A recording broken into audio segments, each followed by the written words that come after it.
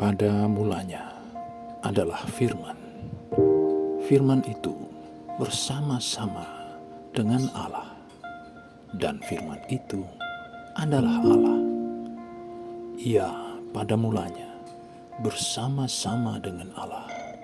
Segala sesuatu dijadikan oleh Dia, dan tanpa Dia tidak ada sesuatu pun yang telah jadi dari segala yang telah dijadikan. Dalam Dia ada hidup, dan hidup itu adalah terang manusia. Terang itu bercahaya di dalam kegelapan, dan kegelapan itu tidak menguasainya. Datanglah seorang yang diutus Allah, namanya Yohanes. Ia datang sebagai saksi untuk memberi kesaksian tentang terang itu, supaya oleh Dia semua orang menjadi percaya. Ia bukan terang itu, tetapi ia harus memberi kesaksian tentang terang itu. Terang yang sesungguhnya, yang menerangi setiap orang, sedang datang ke dalam dunia. Ia telah ada di dalam dunia, dan dunia dijadikan olehnya, tetapi dunia tidak mengenalnya. Ia datang kepada milik kepunyaannya, tetapi orang-orang kepunyaannya itu tidak menerimanya. Tetapi semua orang yang menerimanya diberinya kuasa supaya menjadi anak-anak Allah, yaitu mereka yang percaya dalam namanya. Orang-orang yang diperanakkan bukan dari darah atau dari daging, bukan pula secara jasmani oleh keinginan seorang laki-laki, melainkan dari Allah. Firman itu telah menjadi manusia dan diam di antara kita, dan kita telah melihat kemuliaannya, yaitu kemuliaan yang diberikan kepadanya sebagai anak tunggal Bapa, penuh kasih karunia dan kebenaran. Yohanes memberi kesaksian tentang Dia dan berseru katanya, "Inilah Dia yang kumaksudkan ketika aku berkata, kemudian daripadaku akan datang Dia yang telah mendahului aku, sebab Dia telah ada sebelum aku." Karena dari kepenuhannya kita semua telah menerima kasih karunia demi kasih karunia. Sebab hukum Taurat diberikan oleh Musa, tetapi kasih karunia dan kebenaran datang oleh Yesus Kristus. Tidak seorang pun yang pernah melihat Allah, tetapi anak tunggal Allah yang ada di pangkuan Bapa, Dialah yang mengatakannya.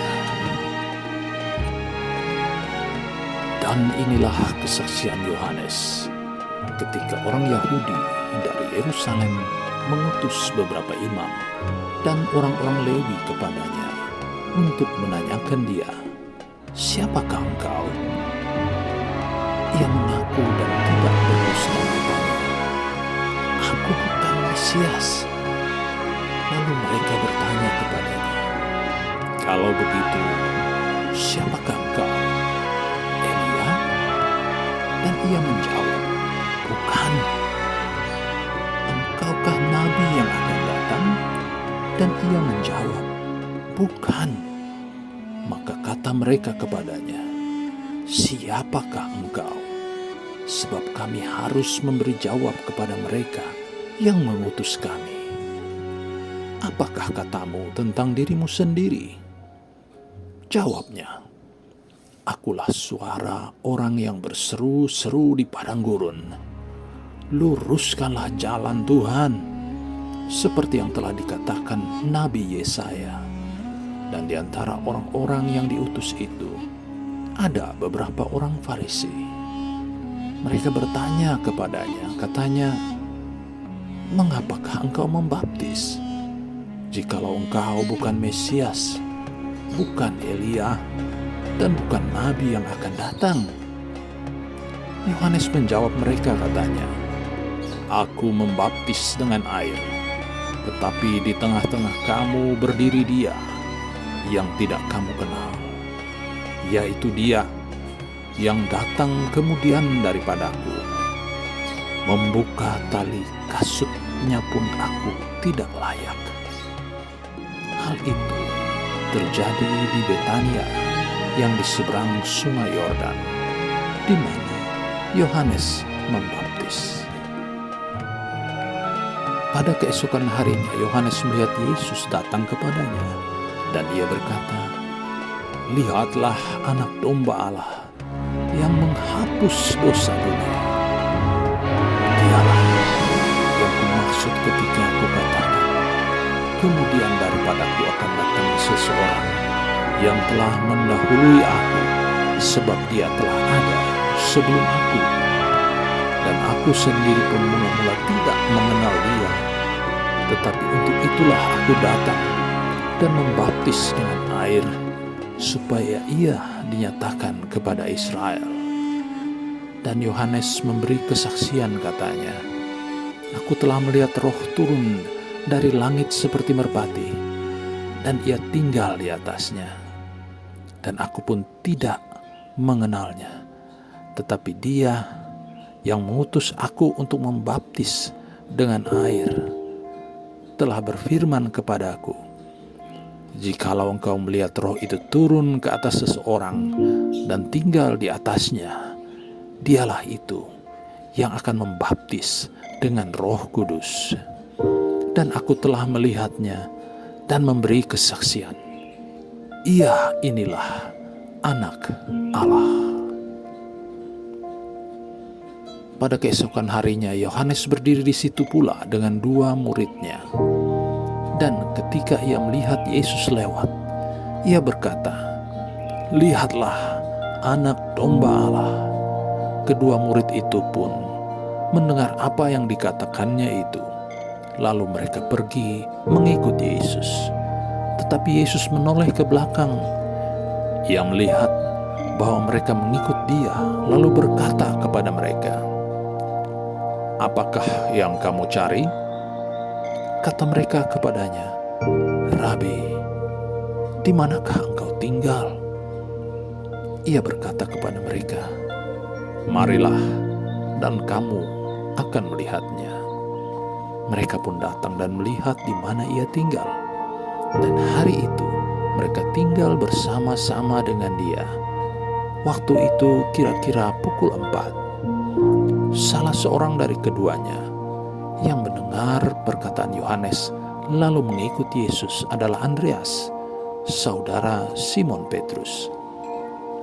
Andreas mula-mula bertemu dengan Simon, saudaranya, dan ia berkata kepadanya, "Kami telah menemukan Mesias." Ia membawanya kepada Yesus.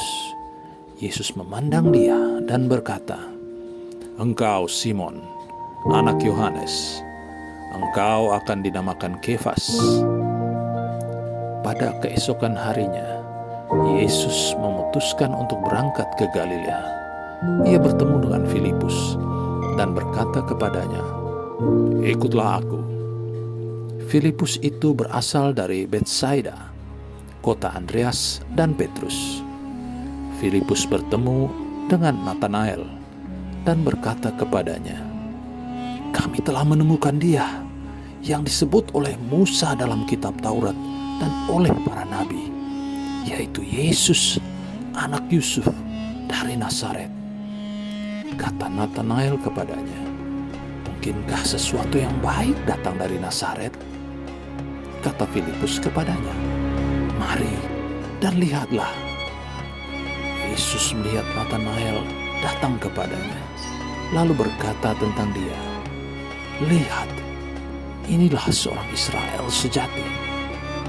Tidak ada kepalsuan di dalamnya." Kata Natanael kepadanya, "Bagaimana engkau mengenal aku?" Jawab Yesus kepadanya, "Sebelum Filipus memanggil engkau, aku telah melihat engkau di bawah pohon ara." Kata Natanael kepadanya, "Rabi, engkau anak Allah, engkau raja orang Israel." Yesus menjawab katanya, Karena aku berkata kepadamu, engkau di bawah pohon ara, maka engkau percaya? Engkau akan melihat hal-hal yang lebih besar daripada itu. Lalu kata Yesus kepadanya, aku berkata kepadamu, sesungguhnya engkau akan melihat langit terbuka dan malaikat-malaikat Allah turun naik kepada Anak Manusia.